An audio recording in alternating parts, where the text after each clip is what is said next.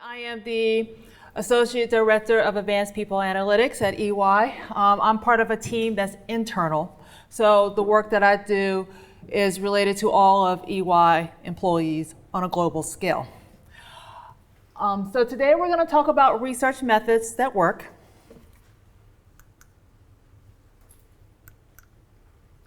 And I'm sure you guys have seen all this before. There's a disclaimer. Basically, that what I'm about to show you is for educational purposes only. The information I'm going to show you is an illustration. It's not based on a real company and their real results, but an illustration to kind of get the point across. And it's based on prior research that I have done.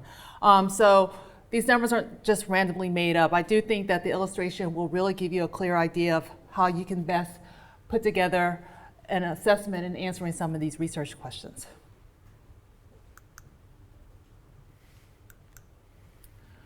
Okay, so if you guys were lucky enough to hear me this morning, I talked about talent impact assessment. This talk is going to be a deeper dive, a more technical version of that talk. We're going to talk a little bit more about the methodologies. If you did not attend it this morning, no worries, you'll be fine. So you'll be able to follow along just fine. Again, the example I have in the slide deck is an illustration. And also, if you have any questions about what I'm doing, please do not hesitate to raise your hand and ask questions. The goal isn't that you're supposed to understand every single minute detail of what we're doing, but you should have a general overview.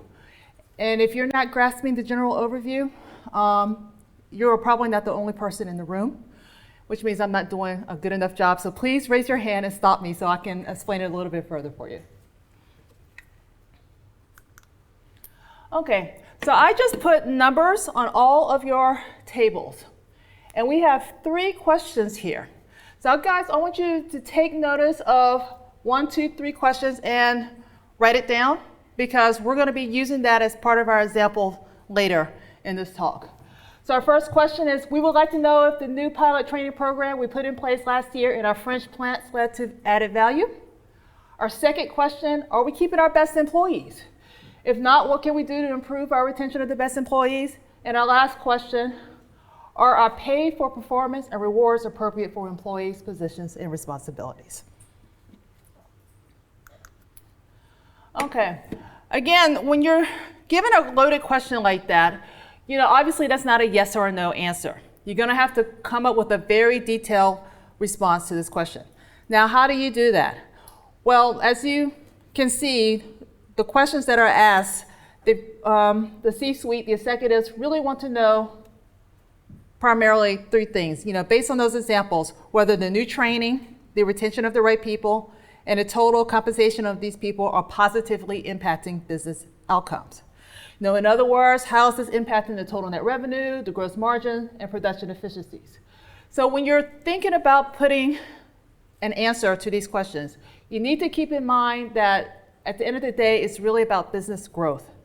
I would highly recommend pushing back against any stakeholder that wants you to spend 6 months on a question that's just going to end up being a bullet on a slide.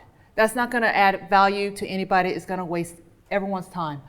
So make sure that when you are having these discussions with your stakeholders, it is clear that they want to answer to a question that will really help impact the business.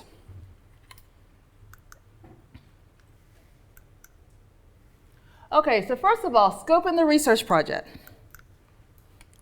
Okay, so what are you testing? Your research question must be clearly defined.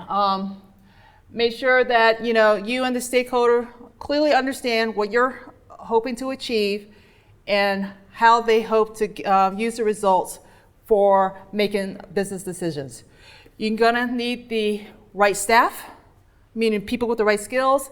You need to definitely have the right data, and you need to make sure you have time to do this project.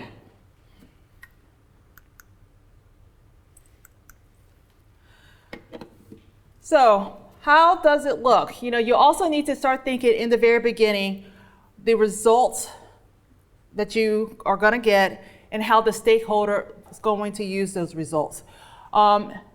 This is all going to be part of the storytelling. So at the end of the day, you have to make a decision whether it's going to be a white paper, a PowerPoint slide, an interactive dashboard.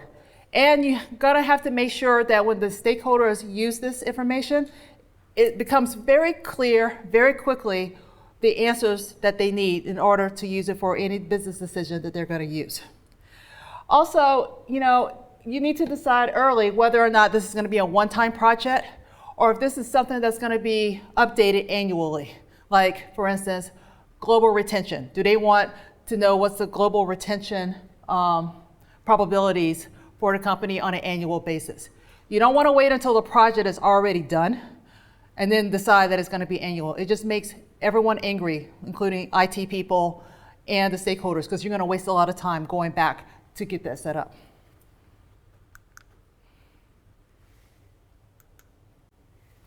Okay, so here's a typical example of an action plan. And I use that retention stakeholder question, I think it was the second question on the page, as an illustration. So here's an example of what an action plan is going to look like. So we're going to be using company administrative data over a 12-month period. So FY18 for us, to identify who is leaving and why. We're going to exclude the executives. So we're only going to look at rank and file. We're not looking at executives. And the administrative data that I'm interested in including is going to be employee demographics, like age, tenure, gender, and ethnicity if it's available. Performance reviews from the past 3 years, if it's available. Total compensation. Any indicators that they've done any certification or training. I need operations information and finance information. And I would like to have the average team engagement score from annual employee satisfaction survey. The project leader will provide information that details the differences in turnover by the following. I want to look at about operations stats, performance review, gender, race, and rank. I want to be able to have probabilities calculated on probability of someone leaving. And I want to be able to determine the drivers of why someone leaves. I want the results to be given in a PowerPoint slide, and the changes in drivers will be presented in an interactive dashboard. And it's been decided that the HR and operation leads are the ones who's going to have this information. I have determined a strict timeline, and I have already put my team together who's going to do this. Okay, so now gathering data. What are your data needs? What's available, what's not available? More importantly, where does the data exist? I guarantee you that the revenue information, the operations information, the core HR information, the engagement survey information, the compensation information are all existing in random places, and I'm sure they don't ever talk to each other. They don't know each other's names. They just do their own thing. You got to figure out how to pull all of that information together into one file. This is where IT becomes your best friend. Learn who the lead of IT is, have a conversation with him. It would also be an even better idea to bring like a VP or some exec along with you when you're having this conversation with IT so that you can make your point very clear how important it is for IT to help you put this data set together. It is not easy. It's going to take them a long time. It's going to take a lot of mistakes and errors in order to get it right. That's why it's very important to kind of have that support person there, the VP, to help you push this through. Make certain of data privacy. When you have information like your demographics, your salary, your performance review information, all that together in one file, that could be dangerous in the wrong hands. So you have to learn to come up with certain methods to help protect the identification of these people. One of the things that we've done at EY is use mass identifiers. So we're not using the actual employee IDs that are given to you on the first day of the job. We've come up with new identifiers, and that we've used that to help integrate the data set together. Second thing that we've been doing is adding noise to our data. So what does that mean? So for instance, for a specific group of people, We may know what the average salary is. We may know what the spread of that salary is. But what if we go in and for each individual, we go up a few thousand or go down a few thousand so that the average is still the same, the spread is still the same, but now you no longer know that exact person's salary anymore. So in case this actually falls into the wrong hands, you know that the salaries are not the true salaries that are on the slide. But for our purposes, for our aggregate analysis that we're doing, making sure that the average is the same and the spread is the same is what is important. Limiting access to the file on a secured server. This is also very important. More than likely you will want the project lead to have access, definitely the data analyst to have access, and I would probably limit it to just that. Depending on what you decide with the stakeholder, I personally think the stakeholder should not have access to this as well. The last thing you want is a stakeholder to go behind your back and do their own research, not knowing what's going on and not really understanding the data. And again, I just think just making sure that your data set is limited to a few number of people is the best way to protect people's privacy. So now, we are going to take 7 minutes. Based on your question that you've been assigned to on each table, I want each table to have a conversation based on the question that you've been given and see if you can quickly come up with some answers to this question here. What variables do you need? What would you like how would you like the variables defined? Who do we need to talk to get this info? How will it be stored? Who will have access? And what are the privacy considerations? It does not have to be complete, but I really would like you to have a general idea of how you will start putting this together. So 7 minutes start now. Okay, let's go ahead and see what everyone has. I know you only were given 7 minutes to do this, so it doesn't have to be perfect. But I really would like someone to share what they got. Preferably someone who has the first or the third question. So anyone who has the first question, you guys want to share what you have? It's not a right or wrong answer. I know you only got 7 minutes, so no pressure. Anybody? I'll call on you. So what question did you get? And it might be good if you read it out loud. Okay, so this is whether or not the new pilot program led to added value in the plants in France. Yeah. Well, first of all, we needed to know what variables we would need, since it's a quite general idea. Mm-hmm. We said that we could use KPIs or performance rates. Before, could be nice to do the exercise before and after the training in order to have an idea of like if there was an improvement or not.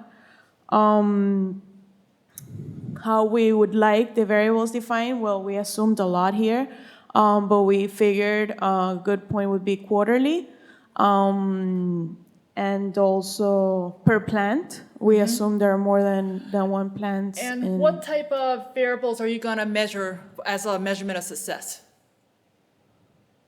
Like, for instance, what I would look at is maybe the number of accidents before the new training and then after the training to see if the number of accidents significantly went down after the training. Oh, okay, yeah. Well, we assumed a lot because we don't really know what the training objectives were and what it was linked to.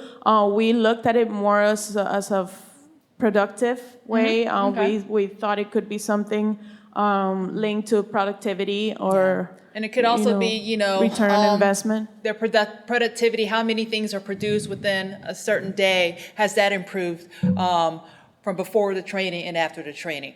That's a conversation you'll definitely will have with your stakeholders. Personally, I will probably do several of those. I will probably look at the accidents. I will also look at their production efficiency, some measure of that. Maybe also look to see how many times the whole system has to be shut down because there was a mistake. Somebody threw the line off. There's several ways to look at it, and I would probably look at 2 or 3, maybe 4 or 5 different variables in order to answer that. Because I guarantee you, a stakeholder will say, well, what about this? Well, what about that? And you'll be like, boom, I have the answer to that right here. Okay. Okay. Yeah. Well, who we would need to talk in order to get this information? Well, since we wanted to segregate it by plant, we would probably get the operations manager of each plant on board with this project in order to get this information, because it would be like the person that would have all this data available. And how it will be stored, we weren't really sure about this, like database. So you just said quarterly, that you want to look at it quarterly. So the information will be stored probably on a quarterly level, will be updated quarterly. It will probably be maybe on a server that maybe you will have access to and only you and your team will have access to as well. So that's, again, very broadly on how this information will be stored so someone can have access to it to do the analytics that they're doing. Excellent. And who will have access? Executives, that are involved in not only the process of measuring this, but the business actors that are impacted by the results. Because then we may have other area heads that would be interested to look at this information and link it to their metrics. So that's, and the privacy considerations, since it's a very general metric, because you don't really want to know per employee, the productivity is just like we're seeing it as per plant. It's a little more flexible on that because you're not really going to pinpoint on an individual basis. So we were a little general on that. Okay, that's fine. That's fine. That's very good for 7 minutes. That's, you did a lot. Most people take a week to come up with that. So you did a very good job. Okay, do you have any questions? No? So we'll just move on. So what I did, I looked at the retention question myself. And one of the things I was thinking about was the data and what I might need for this. Now, this is what I would use if I had access to all this data. Obviously, not every company is going to have access or have this reported somewhere within the company. But what I was interested in was like core HR information, which is their date of birth, hire date, ethnicity, gender, their rank, their time and rank, where they're located. Information about their compensation. I have their performance review. Training, indicators of whether they took any of the following training courses there. Engagement survey, what is their overall team engagement score, the overall location engagement score, the overall division score. And then I have operations information, which is the monthly production levels by location and the number of accidents by location. Now, obviously IT helped me put this together, and this is very hard. This is something that will probably take like 3 months to do. Because trying to transfer that information off of one server onto another is going to take time. And how the data is being updated is going to vary depending on what the data is. So you also have to take that in consideration as well when you're putting that together. But assuming that IT has done what they're supposed to do, they can give me a file that looks like this, where now I have a new masked EEID, employee identifier. I have the age in years, the tenure in months. I've broken down ethnicity in 4 categories. I have gender, just male and female. I have their ranks in 3 broad categories. Some of the things I did was, for instance, you see training, and then I have all these different training programs. I have here simply just a number of training courses completed. So it's a summary statistics instead of the actual numbers. We have the compensation information. I have just a 2018 overall total salary, and then a 2018% difference from the salary median. So it gives me an idea of the spread of the salary as well. And this, again, is just a typical example of the data set that I would use to try to help tackle whether or not we're losing high performers in this, in our company. Okay, any questions? Basically, the train of thought would be just putting yourself in the situation and like think of mainly like the reasons why you would leave, and then like start like elaborating on that, like to see if you have matching data that would support like those reasons and so on. So it's like starting very basic and then like build on that, right? Exactly. And for instance, for a project that I'm working on now, we have the engagement survey, but the engagement survey, we're having trouble integrating that into our main file, because our engagement survey, this is given to me as an overall team, location, and division. This information is on a per person level. So trying to get something for everyone on the team, the score on a per person level, that was going to require a little bit extra work. So we're still working on putting that together. So there are things like that you're constantly in conversations with IT to try to help solve that. As like I said, this is never something quick or easy and it can be done in a week. It usually takes months to put something like this together. But once you have it together, think about not just your retention question, but so many other questions you can now answer, because now you have a data set. And if you talk to IT to have it set up where it's updated every month or every 6 months, this becomes incredibly powerful for you to do. And that 6 months of putting this data together makes it worth it. Okay, any other questions? Yeah. So one question. I cannot see well. Do you integrate any proxy for culture in your data set here? You can use that for country, yes. I have like location and division, but location can be a physical the culture location. as a company culture. Yeah. I mean, like, you know, like leaders walking the talk, I don't know, inclusive culture when you can easily speak up and things like that. I don't know if it's maybe part of some surveys or... All right, what's it called again? The culture, the measures of company culture or team culture, to see, you know, like if people feel safe to voice their opinion, regardless of grade, if they will be heard, you know. Usually information like that usually comes out in surveys, like engagement surveys. Our engagement surveys actually ask people questions like that. You know, is your opinion respected within the group, you know, on a scale of 1 to 5? Does your leader listen to other people on the team? Is it a scale from 1 to 5? That usually comes through in the engagement surveys there. And based on that, you have an overall engagement score that we determine based on that. Yes? A lot of the attributes here are internal attributes, something that we have within the company. But what about external market data? So for example, is the salary comparable with what others are paying? Is the skill a hot skill on LinkedIn these days? So what about this external bit? That would be perfect if you're able to get it. I know that, I think it's Willis Towers. Willis Towers Watson. They actually have, for instance, information about salary. And so you'll be able to compare your employee's salary to what is out there in the external market, and they actually come up with a score. So if your score was 1.2, you're getting paid 20% above the rate of that salary. If you are able to find that information and you can put that in, that would be perfect. But for this exercise, I just focused on the internal because I knew I'd be able to get that. Okay, any other questions? Okay. All right, so getting the results. So obviously you want to start with descriptive statistics to see what just happened.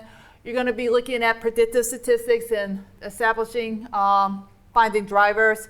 And then you're going to be using these models to help determine, you know, how changes in behavior can impact future business outcomes. It is so important that you get your statistical methods correct. This is where not only having one data analyst is good, but having two would be better, because they'll be able to compare what they're doing. If you can't afford to have two data analysts on your team, I think you can easily find someone within your organization that they can talk to verify that their methodology is the best one that you're doing. And then, you know, you always have to decide if the results are what you expect. Many times I do a project and I get the results and I'm just like, that's not what I thought would happen. So I go through and I check to make sure the data is correct. Sometimes there's mistakes in the data that we didn't realize that were there until we do the research. Then we have to go back to IT to tell them that there's a problem with the data. Sometimes there's issues with the data that's not necessarily a mistake, but you learn more information about the data when you start looking at the results. A perfect example would be I'm looking at total total charged hours that someone charges to do client work. And I remember we had this information, and I noticed negative numbers on a quarterly basis. And I couldn't understand what was going on. So I called the revenue person, and he told me, they're always making corrections in their data. So some months you might see negative numbers because they incorrectly used the wrong charge code for the past 3 months on something else, and they just found out. So you see stuff like that all the time. And when you hear that information, you just got to say, okay, this, now we got to make a decision on how to deal with negative numbers. But at least now you know what's going on. And then sometimes, the data looks good, your methodology was correct, and you still are surprised with the results that you found. And when that happens, that means you're just like, hey, I was wrong initially. My data here tells me a different story. So now this is the story I'm going to tell the stakeholders. Okay. So what statistical packages are useful for HR analytics? The first 4 are the best ones to use for actual analysis. The last one, SQL, is one of the things that we typically use to pull the data to create subsets of data so that we can run our analysis. So the first one there, R, is the best open source free tool for statistics. What do I mean by open source? Meaning that there are people who are out there that create libraries that help calculate certain statistics. And once they've done that, it's open to the public, they can download it themselves, and then you can use those libraries to do certain calculations. What's great about that is that it's free. What's not great about that is that it may or may not actually work correctly. You have to go and do research to make sure that the libraries that someone has posted for you to use are actually doing what it's supposed to do. Python is another open source tool. It's rapidly gaining in popularity for machine learning and deep learning. Okay, SAS is the giant in enterprise statistical analysis. That's what I was raised basically for the past 20 years. That's what I did as SAS. I was a SAS programmer. It is very expensive though. Excel is it's just great for quick and simple calculations. If you want to do crosstabs, you want to check your numbers. I would not use this for these mega huge data sets. If you're, for instance, you're doing an analysis on your performance review and you want to look at the feedback information. If you have 200 people in your company and the average number of feedbacks that someone gets is 6, that's 1.2 million records that you have. Excel cannot handle that. Cannot handle anything over 1 million. So I would not use it for that. But if you just have 200, 300,000 records, SAS is very good for that. And again, SQL is very good for retrieving data. And it does some very quick things like histograms and stuff for you. Okay. So doing a comparison across the board of what the strengths and weaknesses are. Again, R and Python are open source. Excel, SAS, and SQL are not. Easy to use. Excel obviously is very easy, point and click. SQL, depending on what you want to do, it could be very easy, but it can get very complicated very easily. SAS, again, some of the things you want to do can be very easy, but when you want to do things like machine learning, it gets a little testy, a little hard. And R and Python, I think, are probably the hardest, with R probably being the hardest out there available. But now, people are learning R as undergraduates. So if you get, a 24, 25-year-old, you hire them for a data analyst position, 9 times out of 10, they will know R already. So you don't have to worry about them learning that already. The availability of wide range of statistical and machine learning techniques.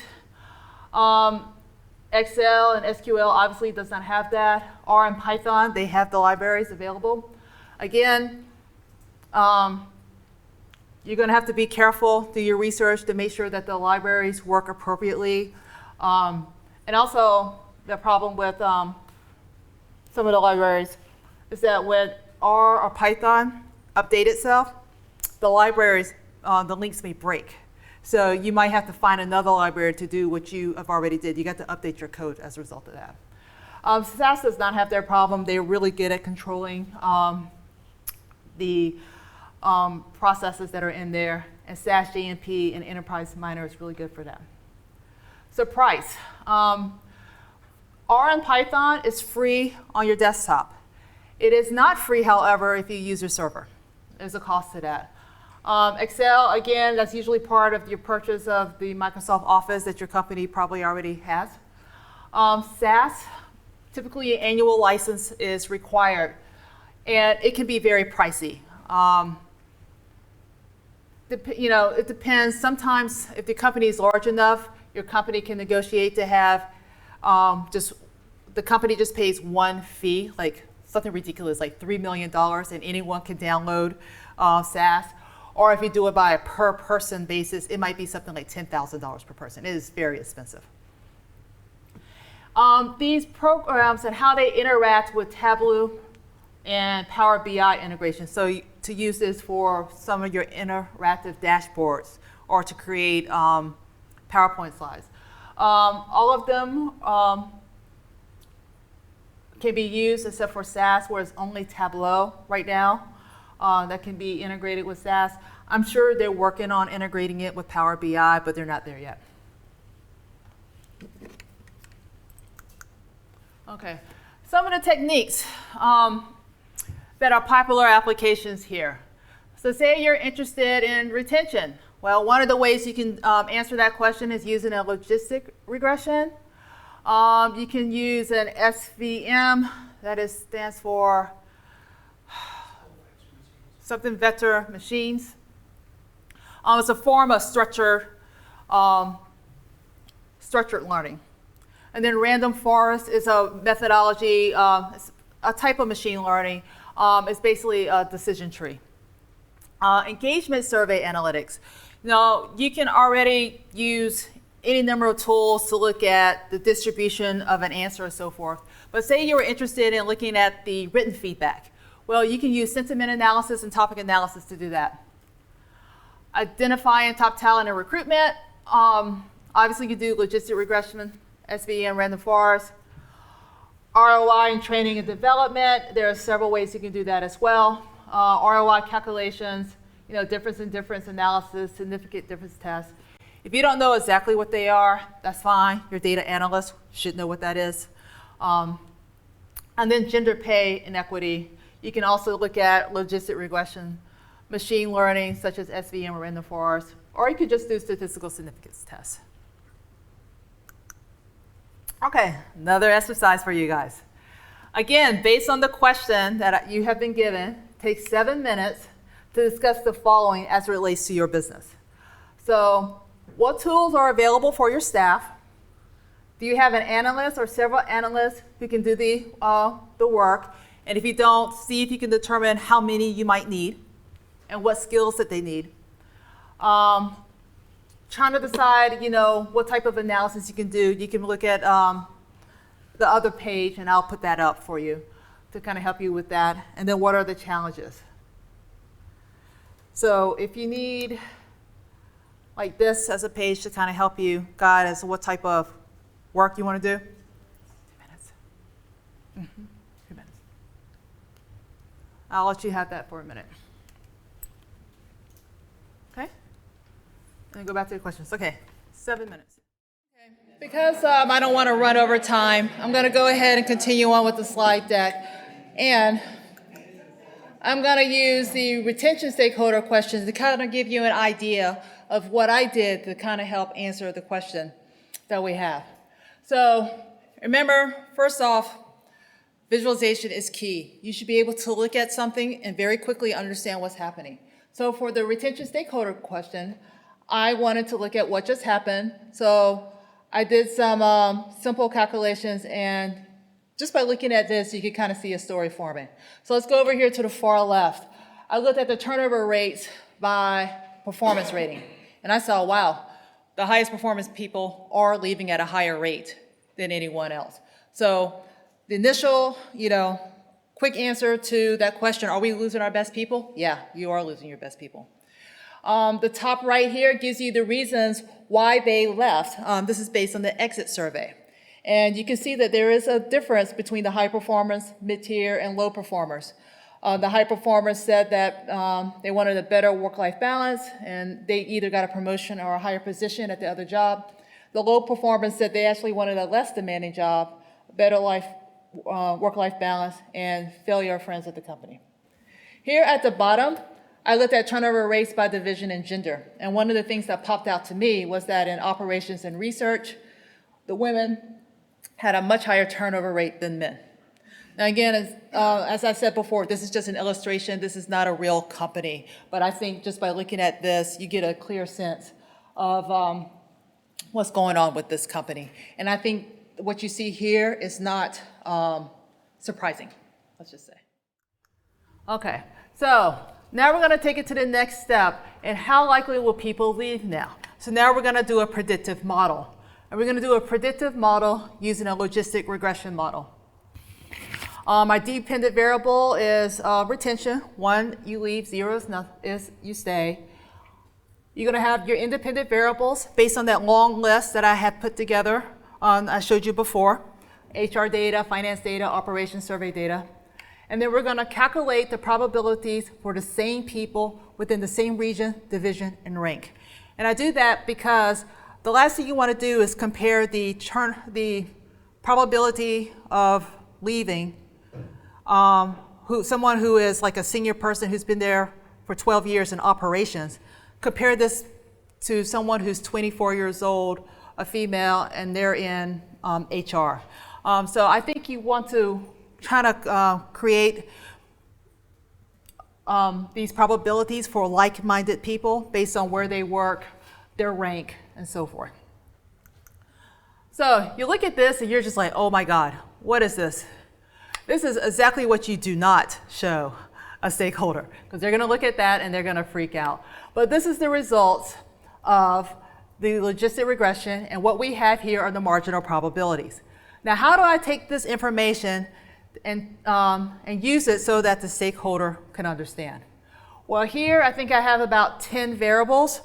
What I would do was focus on the 5 that had the most strongly associated with turnover. Well, how did I determine that? I calculated the correlations, and basically what you need to worry about is the size of this number. I took the absolute values of the size of this number, and I took the top 5. And these are the top 5. The absolute value of the correlation, these are the top 5. I then put that in a chart. Stakeholder loves this. This is very easy to understand. These are the top 5 variables that are strongly associated with turnover. And then this is the impact of the turnover. And where are these numbers from? I'm going to go back here.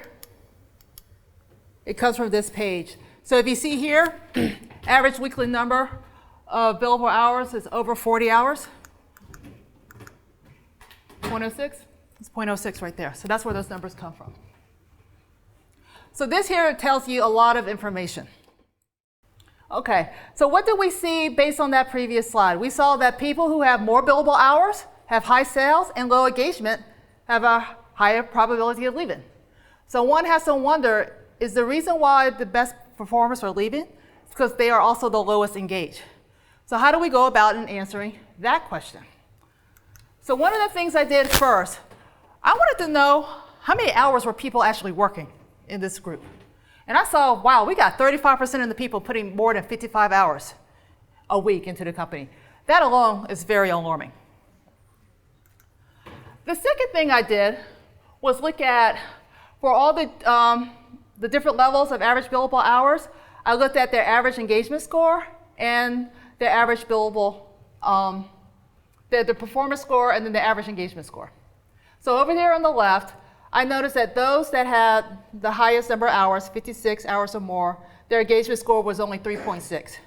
Those who only worked 41 to 45, the average engagement score is 4.2. Here on the right-hand side, I saw that for those who had the highest billable hours, 56 or more, their performance score was 4.3.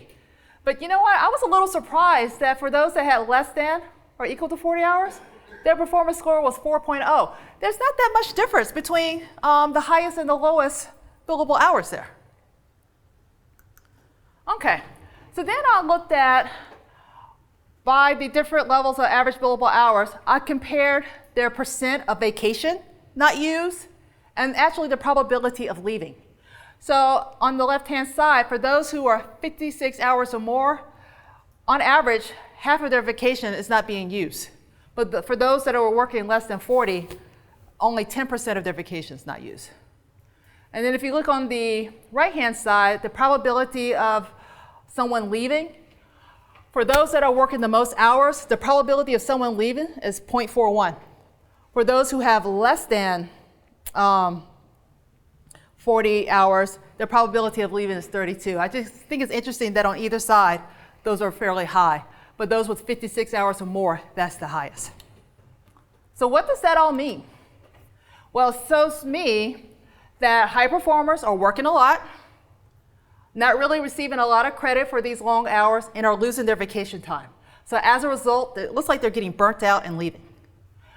Research also shows that the low performers have less billable hours. So then the question becomes why? Is it because they have difficulty selling the product? Is it because they need better training? Or is it because we're not hiring the right people? That's now a new conversation, and more research could provide more insight. So now that's essentially another project that you need to go through in order to answer that question. Our research suggests that stakeholders need to work to make certain that employees are better managing their workload, because if over a third of your company is working 55 hours or more, I just think that's a problem. That should not be happening. And they also need to understand why some employees have lower billable hours. So this is exactly the information that stakeholders can use to make better decisions to help drive business growth. And that is what I have for today. So do we have any questions? Thank you.